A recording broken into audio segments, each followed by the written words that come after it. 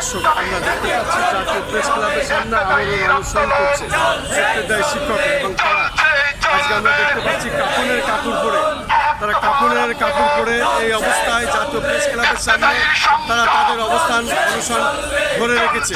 এবং সবথেকে বড় ব্যাপার হচ্ছে তারা দীর্ঘদিন ধরে এই আন্দোলন সংগ্রাম করে এসছে। বিগত সরকারের দিনেও তারা করে এসেছে, বর্তমান সরকারের আমলেও তারা করছে। আজকে কাফনের কাপড় পরিহিত অবস্থায় তারা এই আমলের অনুসরণ চালিয়ে যাচ্ছে, আমরা দেখতে পাচ্ছি।